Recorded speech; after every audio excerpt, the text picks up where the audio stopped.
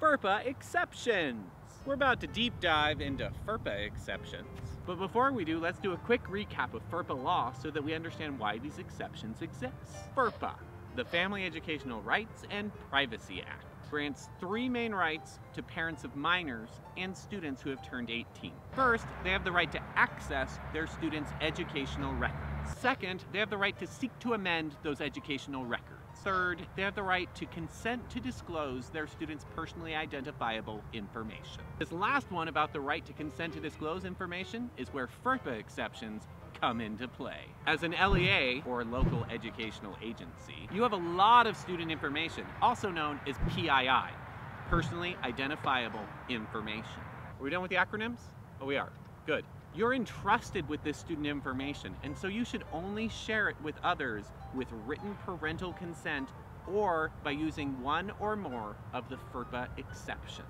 Exceptions, times where you can share student PII without parental consent. There are several Ferpa exceptions, but we're going to focus right now on some of the main ones. Audit or evaluation, school official, directory information, and studies. Let's talk about each of these in detail.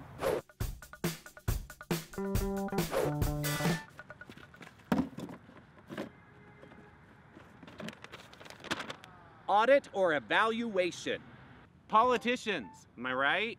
First, they mandate that you follow a certain program, and then they ask for data to verify the effectiveness of said program. It's almost like they think they're the government or something.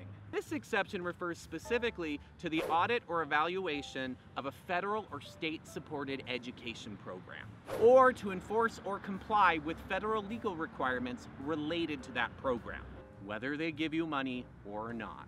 Then they may have to give some access to student PII if the mandate requires it for the purpose of audit or evaluation. But let me let you in on a little secret. The state or federal government doesn't have to initiate the audit or evaluation. You can do it yourself, so long as it's of a state or federal program. But just a reminder, it's only for the state you live in and for the federal government that you're accountable to. If China calls you up on the phone, you don't have to give them anything.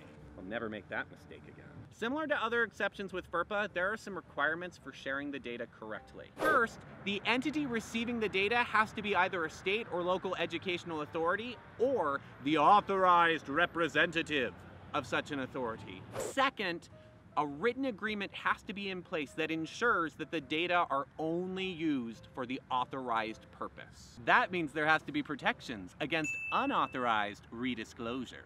And the receiving entity also has to destroy the data once it is no longer needed for the audit or evaluation. Here's an example for you. Say you're receiving funds from the federal government for running Title I programs. In this case, you may enter into a written agreement with an authorized representative to share the PII with them for the purpose of an audit or evaluation without written parental consent. So remember, if there's no federal or state requirement, then you wouldn't use this exception. Oh, that's so good.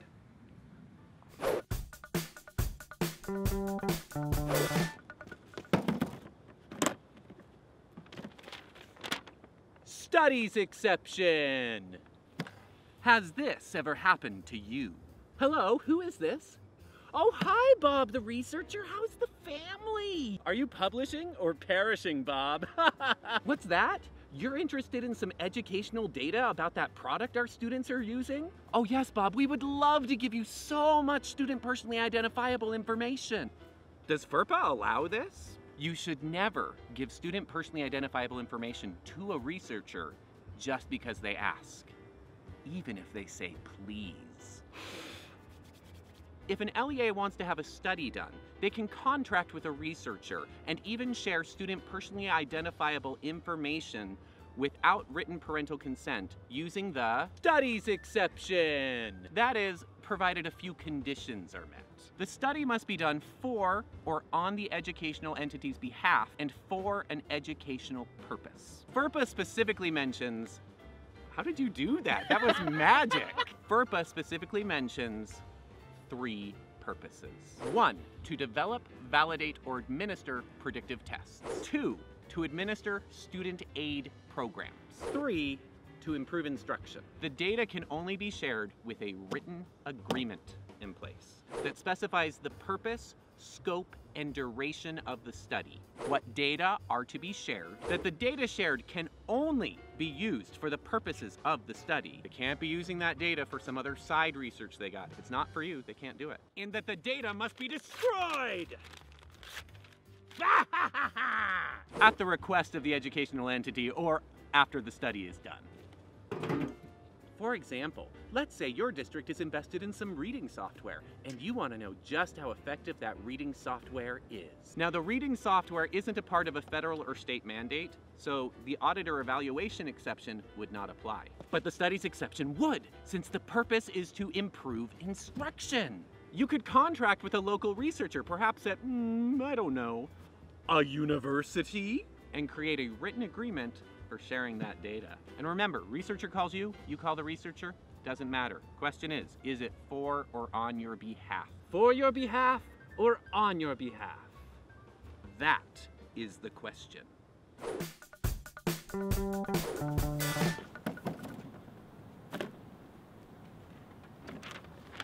Directory information. You know, sometimes I like to break out the old yearbook and reminisce about the good old days. That guy still owes me money. Oh no. Oh no.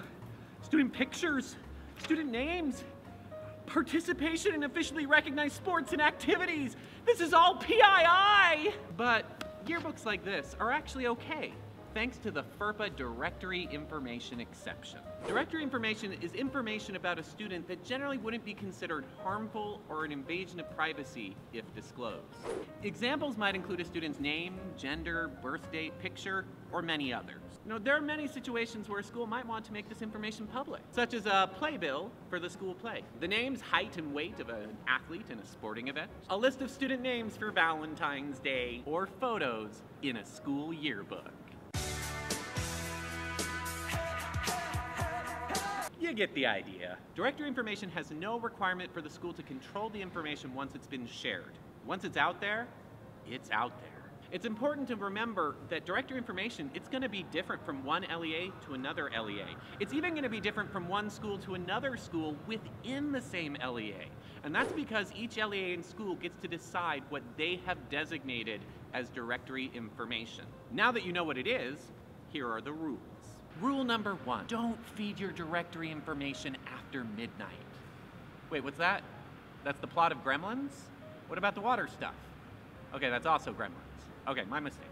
Rule number 1, educational entities must provide parents with an annual notification of what types of data they have designated as directory information.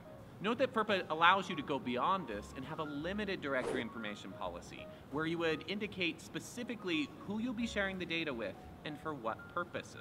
Either way, parents must be given the option to opt out of directory information being shared. And the annual notice needs to include the time frame that parents have to opt out.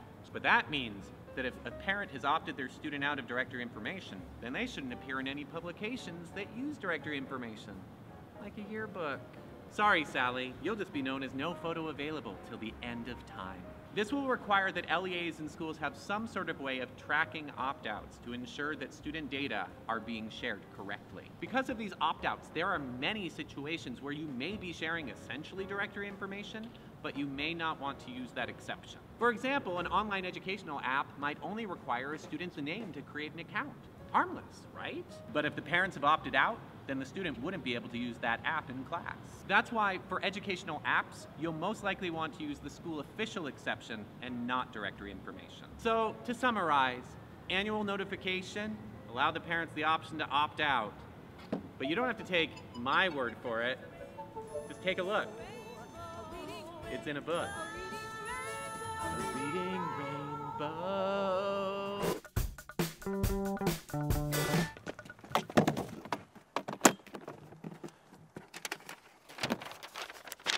School official. School and district leaders sometimes get concerned about who in the school community is allowed to know what. For example, they'll ask if a student's teacher is allowed to know student health information. Or how are they supposed to handle classroom volunteers? Does it make a difference if the volunteer is a student? What if it's someone off-site, like a website? but they're providing an educational service? For these kinds of questions, FERPA is more flexible than you might think. It gives the school a lot of discretion regarding how these questions are answered. It will require some guardrails be in place, including notifying parents of how you're going to make those decisions. Let's go over the requirements of the school official exception. School officials include teachers, admin, and other individuals working within the school or district that have a legitimate educational interest in the student's record. You're required to explain in your annual notice of FERPA rights how the school will determine who has a legitimate educational interest. In general, this means that a school official may have access to information in education records if they need it to fulfill a professional responsibility. Teacher needs to check the student information system to see how the student's doing on reading? School official. Special education teacher needs to review records before an IEP meeting? School official. Registrar needs to review medical records to determine which students qualify for a testing accommodation? School official. District administrator needs to review education records as part of a program evaluation? School official. You want to check your neighbor's ACT scores to see if they scored higher than your dearest daughter, Sally? Probably not that one. School official also can include contractors, volunteers, and other parties the school has outsourced work to, provided the following conditions are met. If they're performing a service you would otherwise use your own employees for, you have direct control, they don't redisclose the data, and they're listed as a school official in your annual FERPA notice, then they can be treated as a school official. Number 1, the school official must be performing a service or function that the school would otherwise use its own employees for. Schools provide a lot of services for students. Some they use their own employees for, and others they outsource. If you think about it, this ties back to the idea of legitimate educational interest. But if it's for like a commercial purpose, say you're gonna give all the contact information of students that got good grades to a local travel agency so that they can get away today or tomorrow to Disney World, it probably doesn't meet the exception. Regardless of who is performing the service, you need to ensure that it is a service the school would ordinarily provide. Number 2, you must maintain direct control over the use and maintenance of the education records. Since there are so many different kinds of school officials, direct control is going to look a little different for each of them. The most likely, it's going to look like some sort of training or onboarding that will let them know what they're allowed to do. Or it'll be a contract or written agreement that specifies what is permitted. Number 3, the school official may not redisclose information derived from education records with any other individuals or groups, unless it follows another FERPA exception or you obtain parental consent. In short, you make the rules for what they can do with the data, not the other way around. Number 4, you have to explain who will be considered an outsourced school official in your annual notice of FERPA rights. In practice, this will look like a list of groups of individuals that you will share records with, such as contractors, auditors, medical consultants, and so on. Part of this will also be to make clear who at the school or district is authorized to designate someone as a school official. For example, are teachers authorized to share student information with apps or websites without telling anyone? Are they going to check that all 4 of those criteria are met? Or would it make sense to have a workflow where the app is approved by a principal, IT director, or other administrator? FERPA requires that you use reasonable methods to ensure that a school official only has access to records that they have a legitimate educational interest in. This may include technical measures, such as limiting access to certain individuals within the school. It may also include administrative controls, such as contracts that explain acceptable uses and purposes. And if they're coming into the building like a volunteer, it may just mean keeping a close eye on them. I saw that, Janet. Come on. So remember, if they're performing a service that you would otherwise use your own employees for, you maintain direct control. They don't redisclose the data and you've properly notified parents, then they're a school official. And there you have it, the 4 main exceptions to sharing student PII without parental consent. Now remember, this isn't an exhaustive list of all of the exceptions, so you should look into the other ones as well. I wanted to tell you about the other exceptions, but it's really cold! You'll also want to stay up to date with changes to federal and state law because it might affect how these exceptions work. Now, if you'll excuse me, I have some other business to attend to.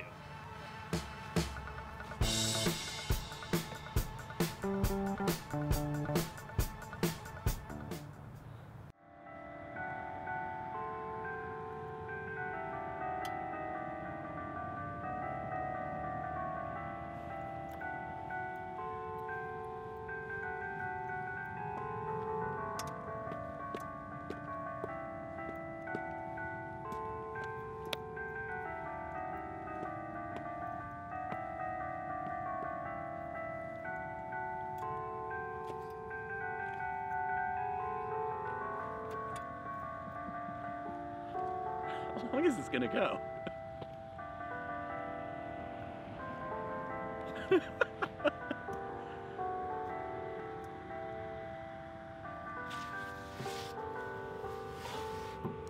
No, hold still. Only I may dance.